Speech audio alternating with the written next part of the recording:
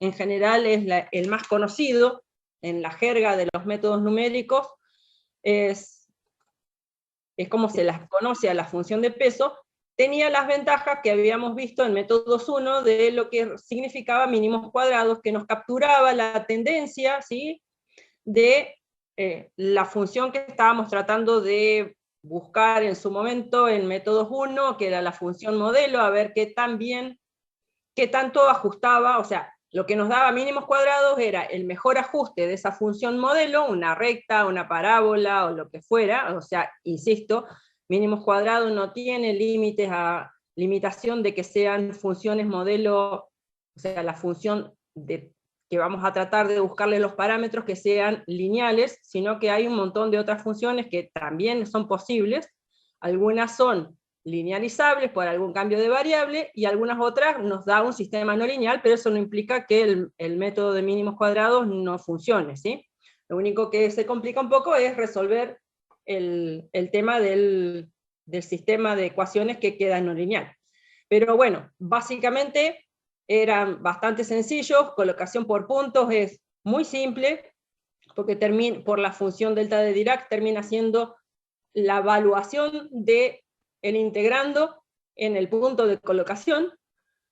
La colocación por subdominios es simplemente una función escalón, que vale 1 en el subdominio que estamos tratando y 0 en el resto, entonces tampoco, porque las funciones que estamos integrando son muy sencillas, así que tampoco hay problema.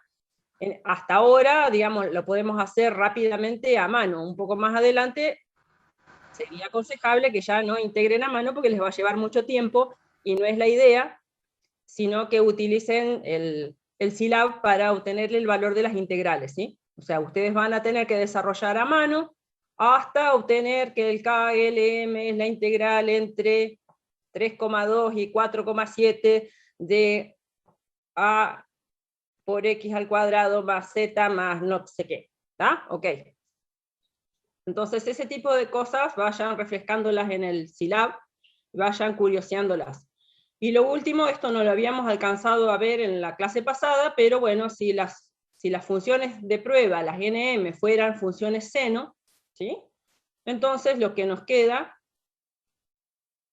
son las expresiones de KLM y FL, que finalmente lo que da es que los parámetros A sub M son los que ya habían visto como el primero de los parámetros de la serie de Fourier.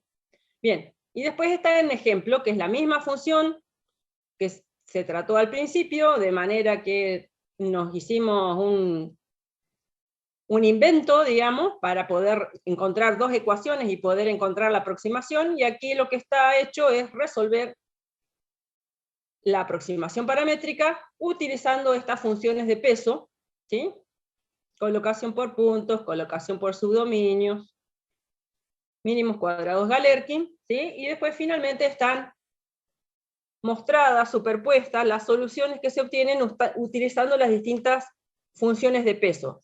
Cabe aclarar y recordar, y que lo van a observar ahí en la resolución del ejemplo, que las funciones n y la phi son las mismas, lo único que se cambia es la función de peso, ¿sí? Entonces lo que uno puede ver aquí, que la curva negra es la función original.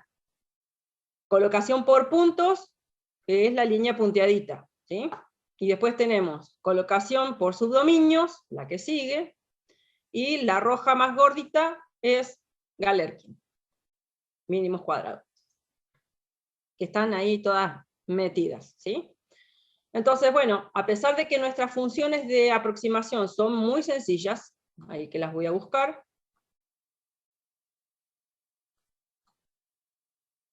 ¿sí?, son dos polinomios, ¿sí?, así y todo, tiene una buena captura la forma de esta función que estamos tratando de reemplazar, que tiene una función seno metida en el medio, que tiene un polinomio lineal, está multiplicado por un polinomio lineal.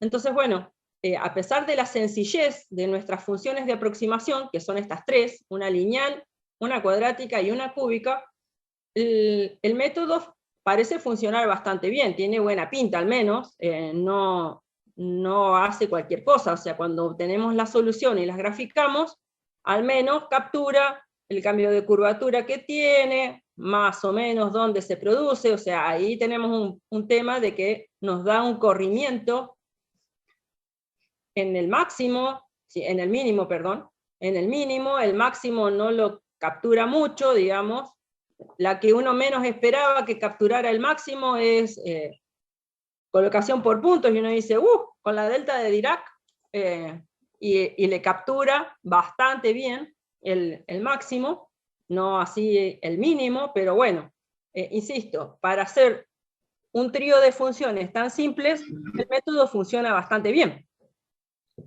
¿Está? Profe, Sí. una consulta.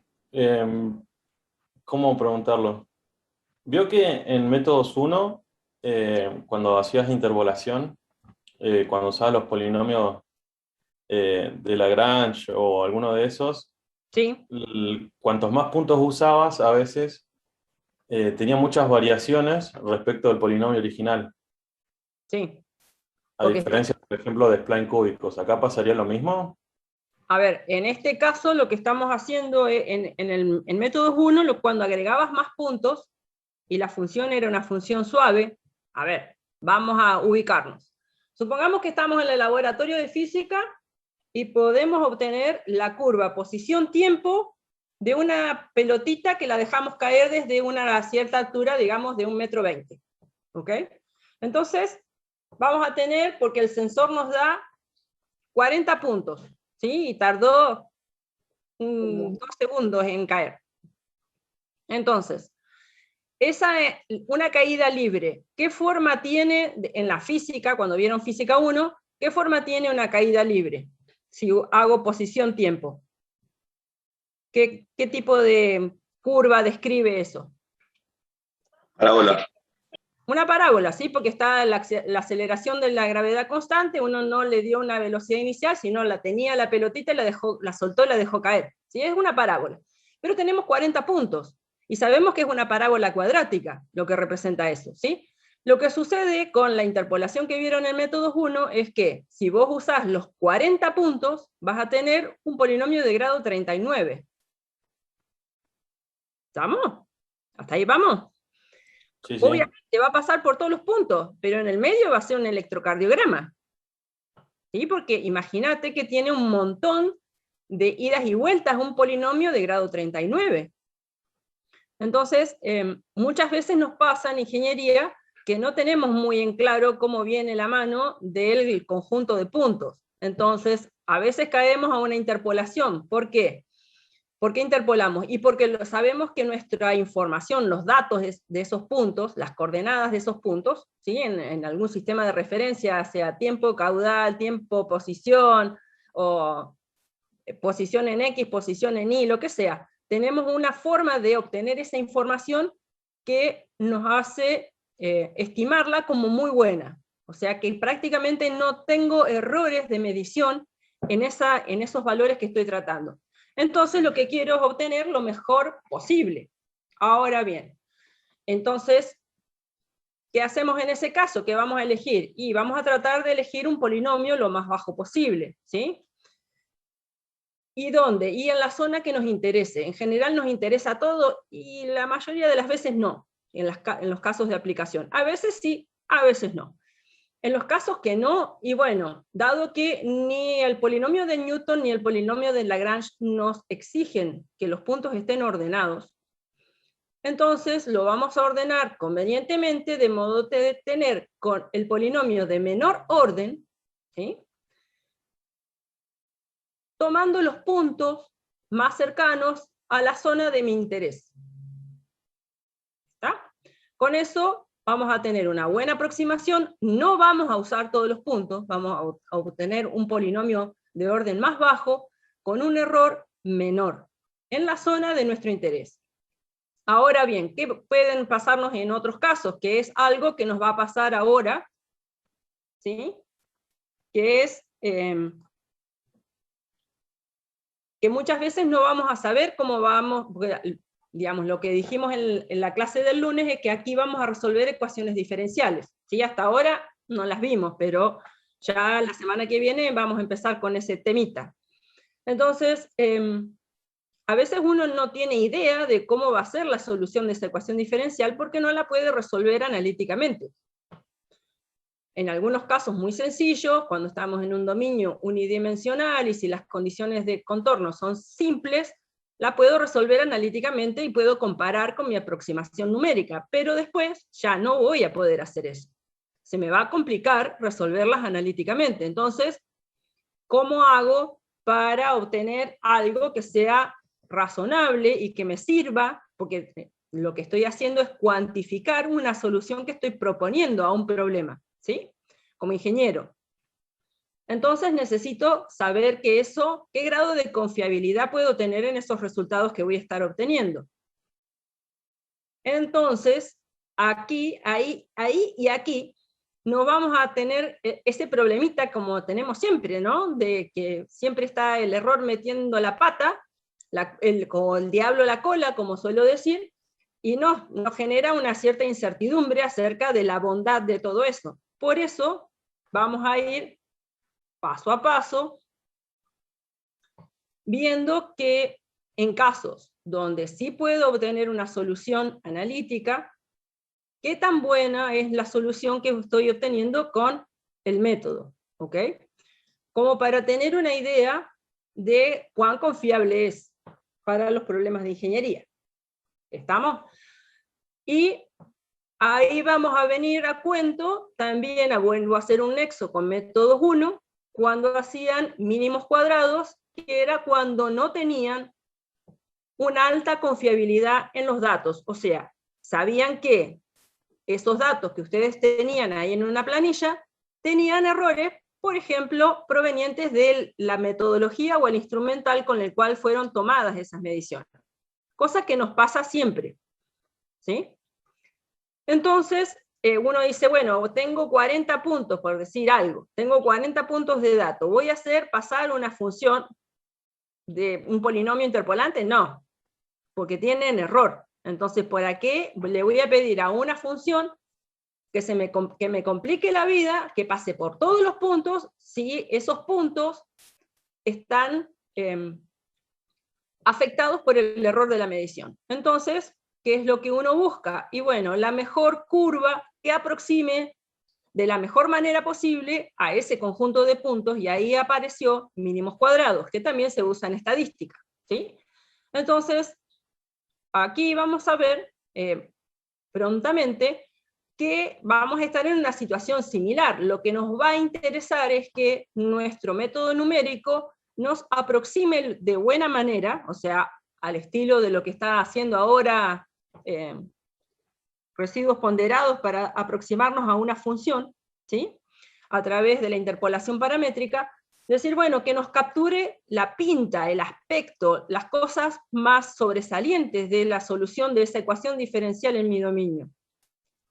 Y que tenga una idea de cuánto error puedo llegar a estar cometiendo, o que me dé el método alguna forma lo más simple posible para mí, para poder mejorar esa aproximación, ¿sí? Entonces, si uno, en este caso, a ver, pensemos un poquito. Dijimos que en la teoría, que si uno incorporaba más funciones, iba a tener más parámetros, obviamente, en la interpolación paramétrica, y uno esperaba que la solución mejorara, ¿sí? Entonces, si uno mira aquí los polinomios que estamos usando, uno podría decir, bueno, podríamos graficar N1 y N2, y vamos a descubrir que son unos polinomios que se sesgan, ¿sí? Tienen los máximos y los mínimos hacia un costadito. La otra opción sería decir, bueno, dejo el N1 como está, dijo X por 1 menos X, y el cúbico, en vez de ponerlo como X al cuadrado por 1 menos X, lo puedo poner como X por 1 menos X al cuadrado. Y ver qué pasa. O la otra, sí. Sí, te escucho. Hola. ¿Alguien quería preguntar algo? Hola. Bien. Y si no, la otra sería agregar una n3, por ejemplo, que sea x al cubo por 1 menos x, y ver qué pasa. ¿Sí? Tendríamos que resolver algunas integrales más de las que están aquí, el resto queda todo igual, y ver ahora con 3 parámetros, obtener una nueva aproximación, y ver si con eso logramos mejorar el aspecto de esta gráfica que obtenemos aquí al final. ¿Sí? Agregando una función más, o dos, ¿sí? Para no estar trabajando como petizo, simplemente eso. ¿Ok? Entonces, uno podría ahí jugar un poquito y ver que esto tiene esa posibilidad, me está dando la posibilidad, al aumentar la cantidad de funciones o al cambiar por otras funciones similares, ¿sí? Sin complicarme demasiado, que cómo varía la aproximación respecto de la función que estoy tratando de aproximar. ¿Estamos? ¿Se entiende cuál es la idea de esto? Sí. Sí. Ok. Entonces ahora les traje un desafío para que pensemos y nos entretengamos un ratito. Encontré esta escultura que está hecha en algún lado de Rusia, ¿sí? Y obviamente es una persona que está metiendo las manos en una laguna, ¿sí? Interesante. Tiene la forma de la nariz, de la oreja, la forma de la clavícula, los hombros, las redondeces, y si uno se fija, a ver, voy a ver si la puedo agrandar un poco más, creo que no, pero están hechas, construidas, todos con barritas, ¿sí? Unidas en los vértices. O sea, que uno podría, ¿qué podría uno hacer? Uno lo podría representar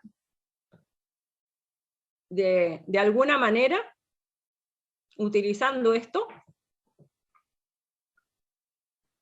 ¿Cómo se les ocurre?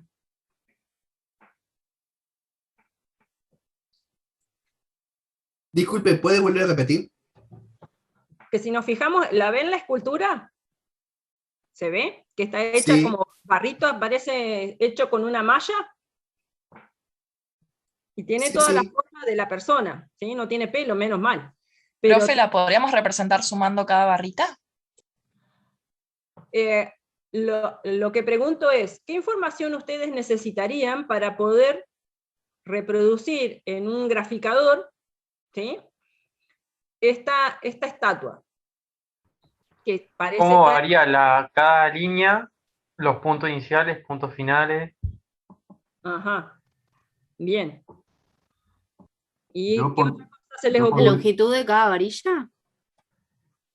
¿Y Yo qué lo que otra? haría sería asignar primero un sistema de referencias y de ahí iría marcando puntos de la estatua que me fueran sencillo como para identificarlo y poder de alguna manera ir construyendo alguna función. ¿Qué puntos elegirías? ¿El contorno? Los contornos. Las intersecciones. Y ahí me está gustando las intersecciones, ¿sí? Porque uno podría, imagínense que uno podría ir con un, como dijo recién el compañero, uno podría establecer un punto como el origen de mi sistema de referencia, tener un medidor láser, ¿sí? Y poder medir desde ese punto la distancia a cada uno de los puntitos de la estatua, ¿sí? Donde se intersectan las barritas. Entonces podría tener las distancias a un cierto punto y puede medir con ese mismo distanciómetro el ángulo respecto de la horizontal, por ejemplo. Entonces, eso lo puede transformar en lo que podemos llegar a obtener trabajando con un poco con las mediciones, es las coordenadas de las intersecciones. ¿Les parece que sería algo viable? Sí, Bien, digamos que lo que queremos es hacer otra, igual. Entonces necesitamos poder volver a construirla, y para construirla necesitamos la posición de esos puntos para saber cómo tenemos que ir soldando las barritas, ¿sí? Si uno tiene las coordenadas de los puntos de las intersecciones de esas barritas, va a poder sacar la longitud de las barras. Porque ¿cómo lo haría? Si tengo la coordenada del punto inicial y la coordenada del punto final, ¿qué usarían ustedes para decirme cuál es, por ejemplo, a ver si pudiera, creo que ya está al máximo esto.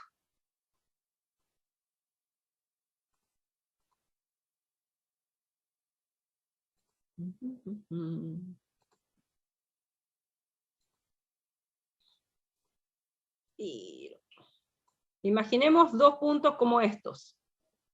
¿Sí? Si yo tengo la coordenada de este punto y tengo la coordenada de este otro punto, ¿cómo hago para calcular la longitud de esta barrita? Y después, si tengo este Distancia punto, entre puntos. este punto, ¿cómo calculo la longitud de esta otra barrita? Y así sucesivamente. ¿Qué usarían?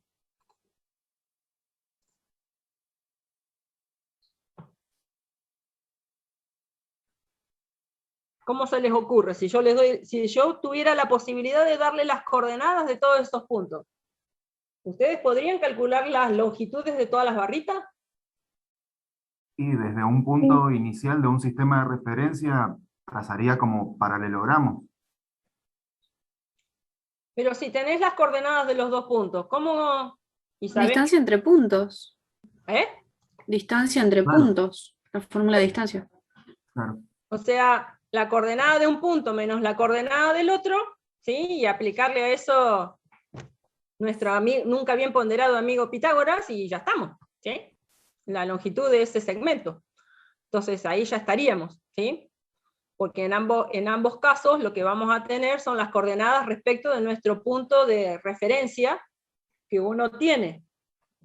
Cosas similares a esta estatua pueden ver varias veces en varias películas, en algunos comerciales de televisión y cosas por el estilo, que generan como una malla, ¿sí? Esto es una malla como de barritas, o de un alambre, o de un plástico, no sé de qué está hecho esta estatua, pero fíjense que con cosas tan simples como tramitos rectos, fíjense la complejidad de la geometría que está representando, ¿sí?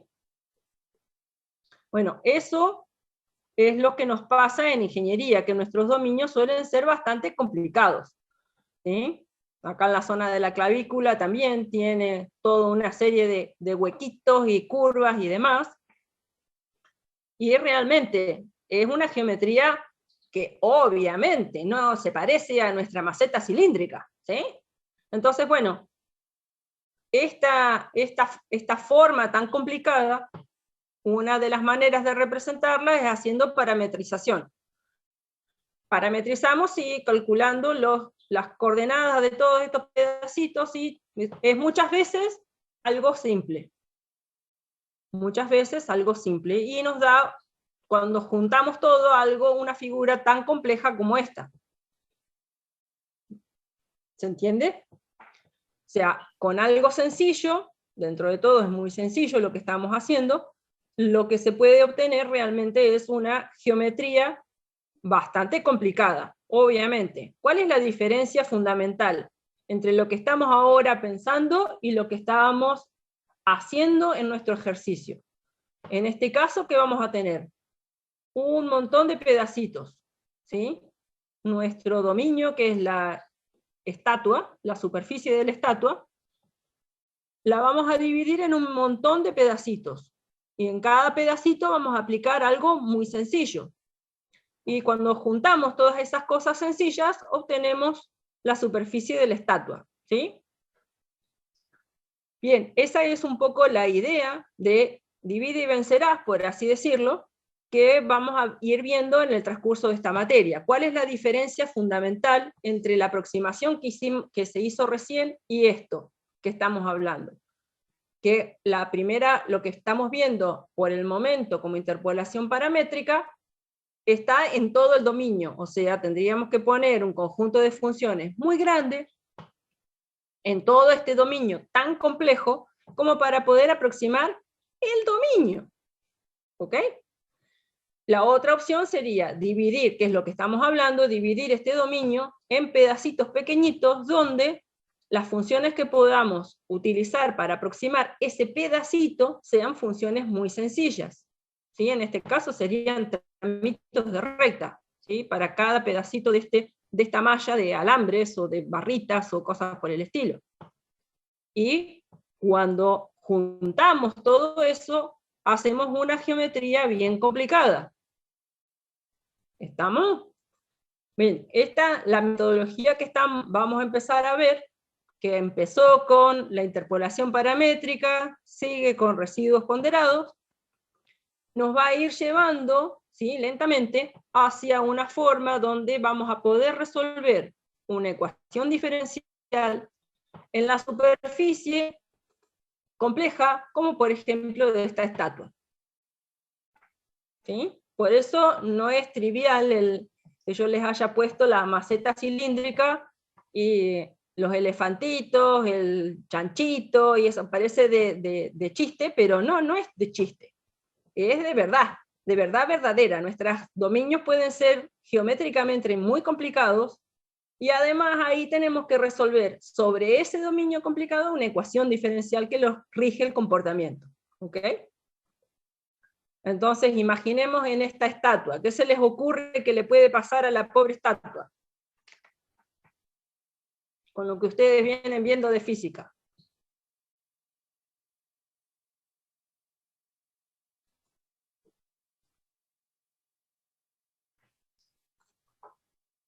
¿Usted se refiere a la estructura? ¿Sí? Que no resista el peso. Que no resista el peso, ¿qué más le puede pasar?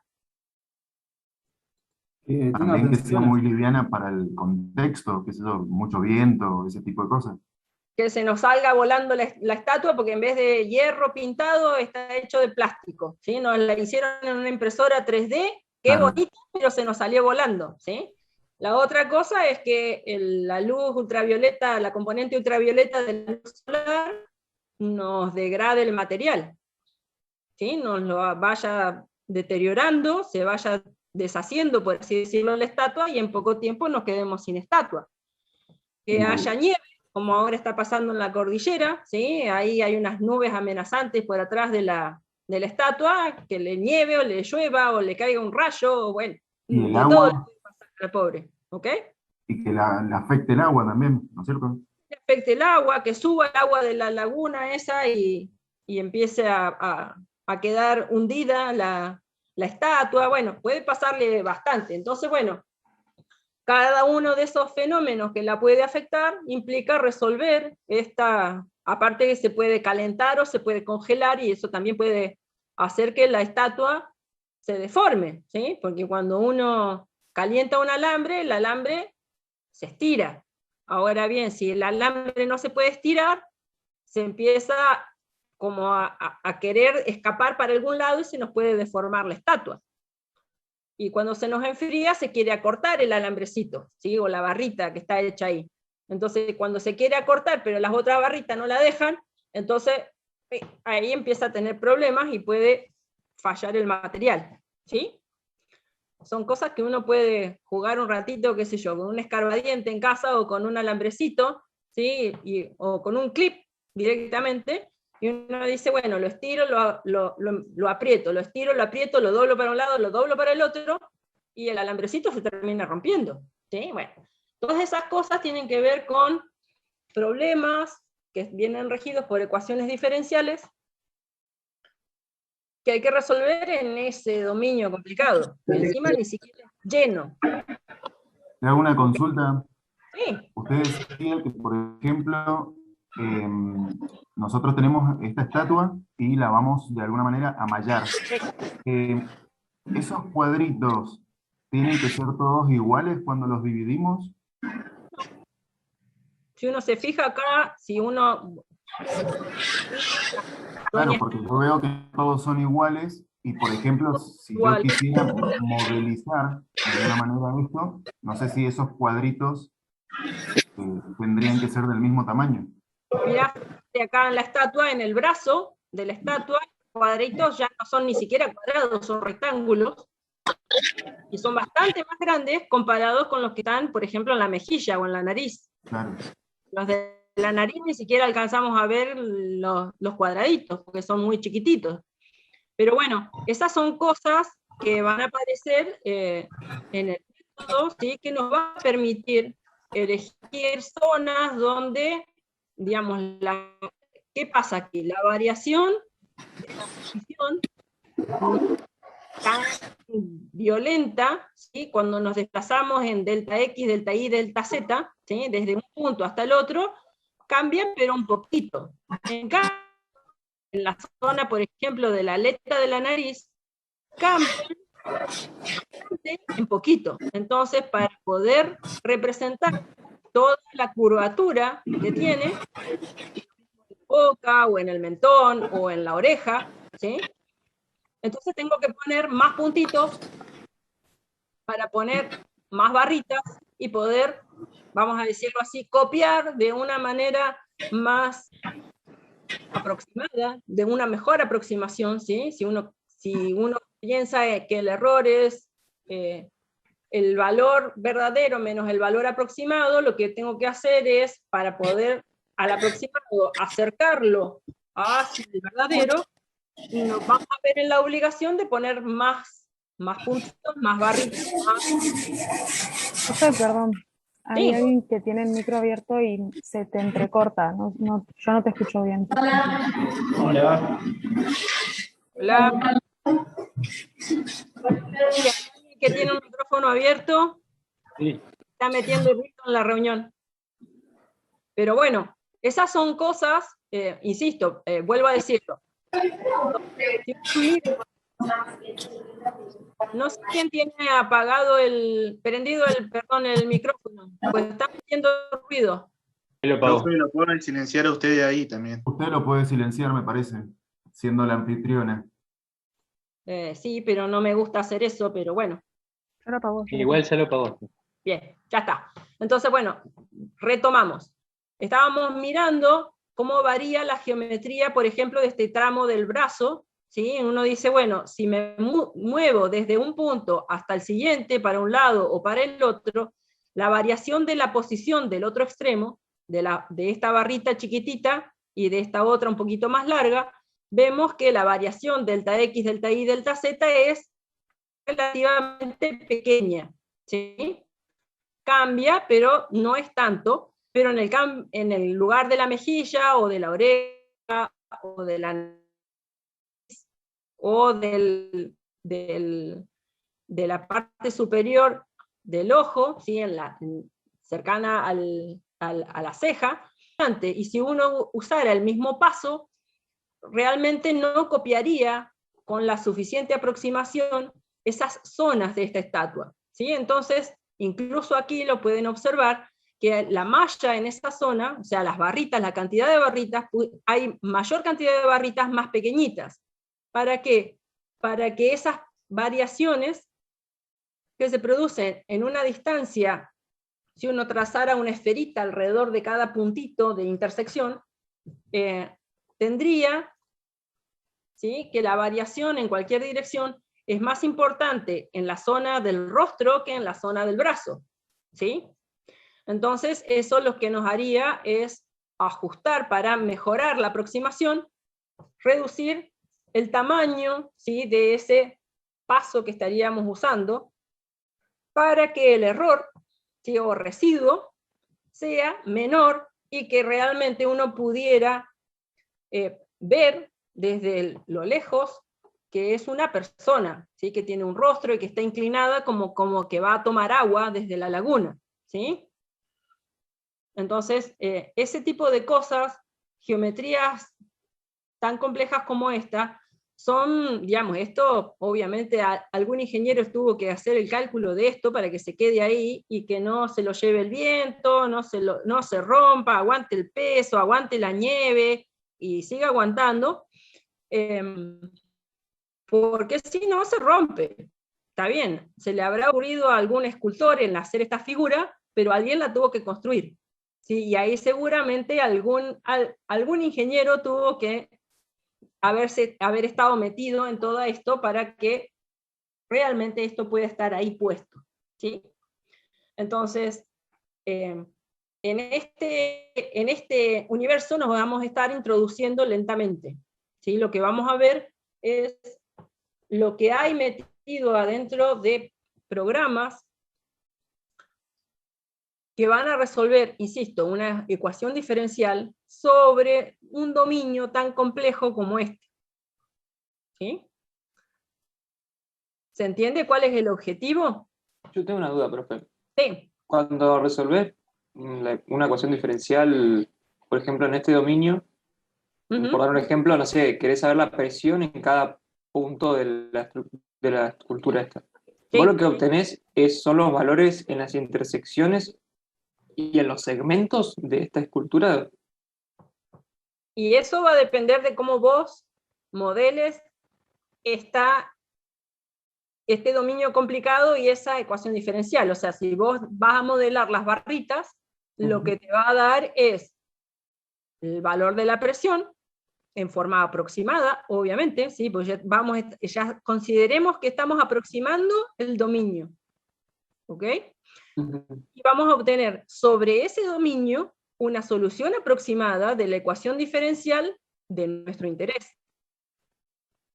Claro, Entonces, o sea, en este caso sería, por dar un ejemplo, que esto fuera tipo, no fuera así, fuera como todo lleno, todo un sólido, y esta escultura sería nuestra malla, tendría que ser. Y lo que nosotros obtendríamos serían valores sobre esta malla, no sobre el sólido lleno. ok, pensá en esta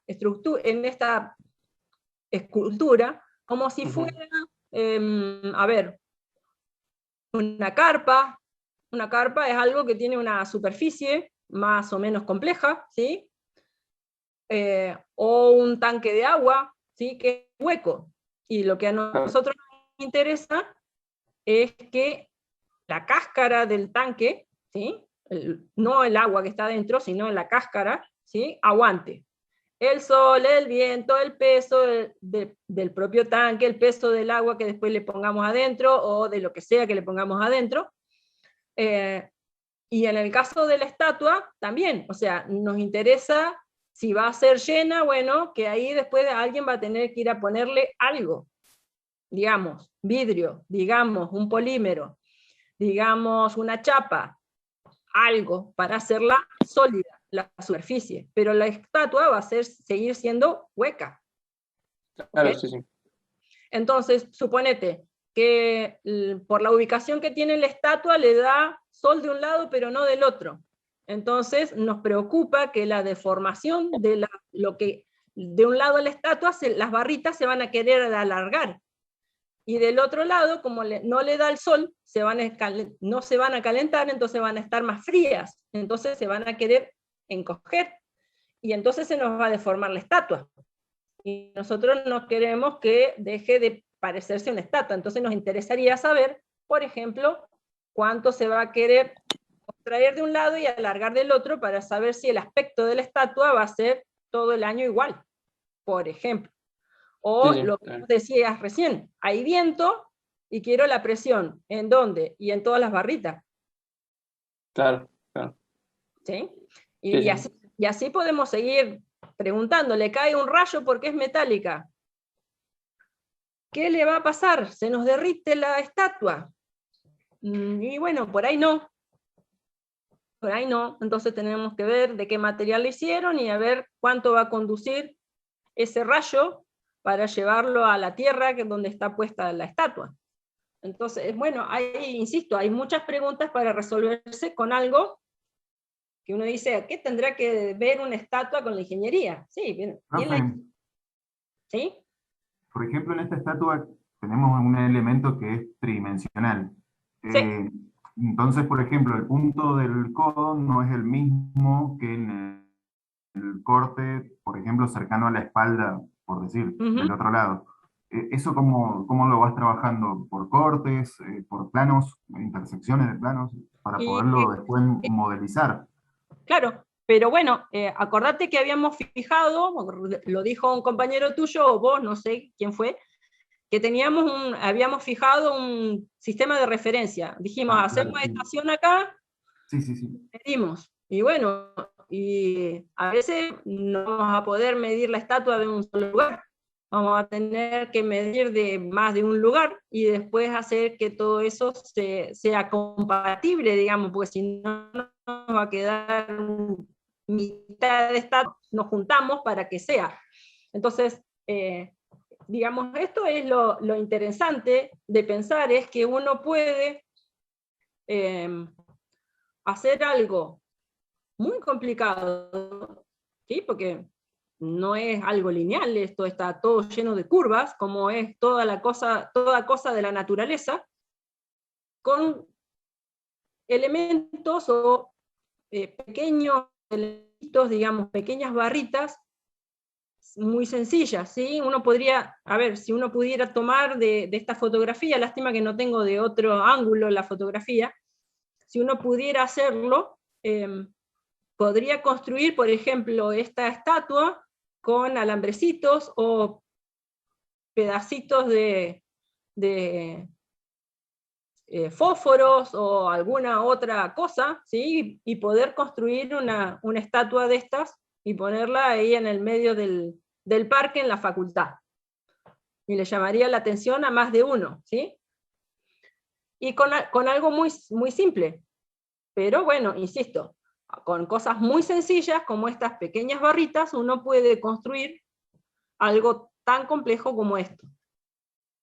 Bueno, de eso se trata, y eso es lo interesante de las posibilidades que se nos abren a través de los programas que van a ser lo que ustedes van a usar en su vida de ingenieros. Algunos se van a dedicar a hacer programas, otros no, pero sin duda todos van a ser y son usuarios de distintos programas que les van a permitir resolver distintas cosas en dominios complicados, con a veces materiales complicados, porque tienen un comportamiento complicado, o porque tienen sistemas de medición que tienen que ir testeándola para decir, la tengo que reparar porque la cabeza se le está cayendo a la estatua, la tengo que reparar antes que se le caiga del todo. Entonces, bueno, hay un montón de cuestiones que uno tiene que ir analizando sobre esto, e insisto, con cosas sencillas uno puede resolver problemas complicados sobre un dominio también complicado. Sí, eso es lo fantástico. Bien. Por Ese ejemplo, es el objetivo de esto. sí, yo lo estaba viendo, por ejemplo, los modelados que muchas veces se hacen con los reservorios, ¿sí? Que no es un cuerpo como este de la estatua que dentro tiene aire, por ejemplo. En los reservorios, bueno, tenemos sólidos, gases y cosas así que van por la roca. De alguna manera, ¿cómo vemos que estamos cercanos a la realidad de lo que estamos modelando? Y bueno, lo que vos decís es un reservorio. Bueno, un reservorio en realidad, eso es suponer que la roca y el suelo es un sólido, en realidad es un amontonamiento de sólidos, por así decirlo, ¿sí? Es como las barritas, pero nada más que están más juntas. Y los espacios que hay no son tan grandes, son más pequeños, y ahí hay, como vos bien dijiste, gas o petróleo, agua, etc. Entonces, insisto, cuando uno va a la ingeniería y al modelado, uno carga los datos de una geometría, en el caso de tu sección, por así decirlo, o tu zona de interés del reservorio, vas a estar modelando en función la superficie por ahí de la topografía, con datos de la geología aproximada que puedas llegar a obtener de estudios de perforación, de geofísica, de geosísmica, etcétera, etcétera, que ahí te pueden dar alguna idea de las propiedades de esos medios que están ahí abajo, o sea, los distintos tipos de suelos, los distintos tipos de rocas, y que también eso va a funcionar. Ahora, entonces, como en el caso que yo comentaba recién de la cabeza de esta estatua, que decir cuándo voy a intervenir o cuándo no, tengo que fijarme a ver qué sería relevante o qué es fácil de estar controlando, midiendo, para saber cuándo estoy o cuándo no estoy en condiciones de que mis resultados coinciden o se aproximan lo suficientemente bien a la realidad. Entonces, por ejemplo, yo mediría cuánto se mueve la nariz de la estatua. ¿Por qué? Porque es un punto que está pesando, por así decirlo, toda la cabeza de la estatua y que puede caerse dentro de la laguna. Entonces, tomaría una de estas intersecciones en la punta de la nariz y mediría eso, digamos, una vez por semana. Y si eso no varía, bueno, me quedo tranquila. Ahora cuando empieza a variar, empiezo a medir todos los días. Y si ya varía mucho, lo mido 2 veces por día y así sucesivamente hasta que digo, bueno, no, ya se me va a caer, tengo que sostenerla de alguna manera, buscar dónde se está rompiendo, reparar.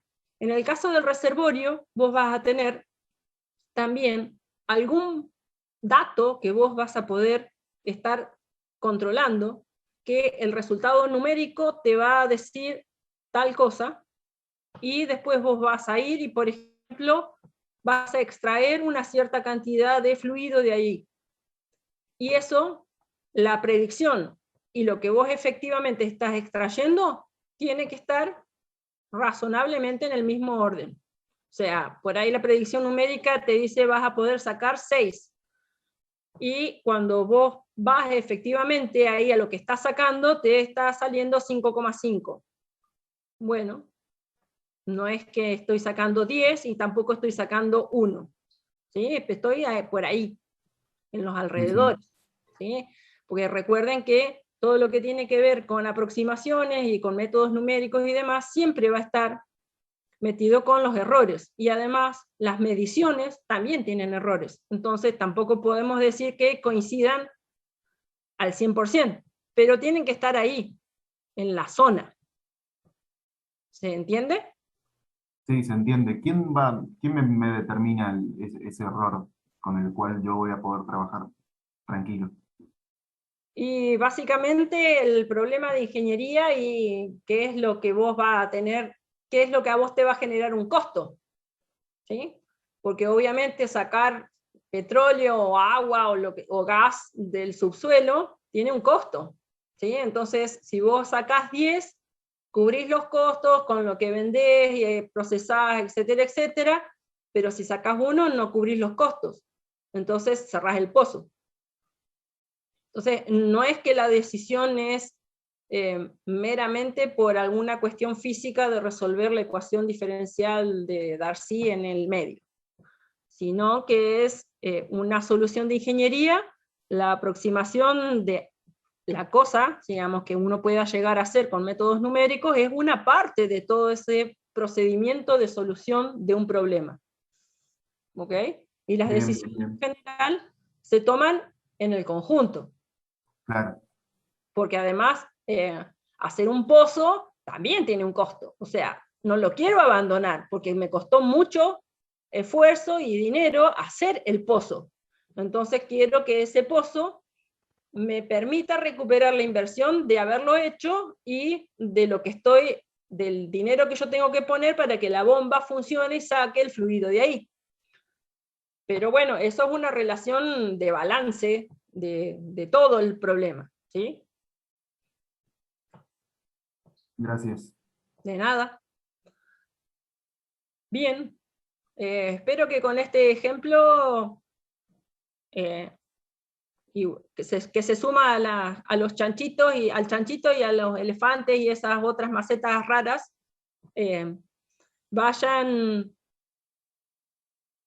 dándoles una idea de para qué sirve de mirar en la tele o en internet algunas otras cosas y decir, ah, mira, eso lo vamos a poder hacer nosotros. ¿Sí? Cuesta un trabajito, pero lo podemos hacer. Bueno, ¿alguna pregunta, alguna cosa que no les haya quedado? Les recuerdo, la semana que viene va a estar caída la PEDCO, además de los problemas que ya viene teniendo esta semana. Yo ahora, ni bien termine la clase, ya en un par de minutos, voy a subir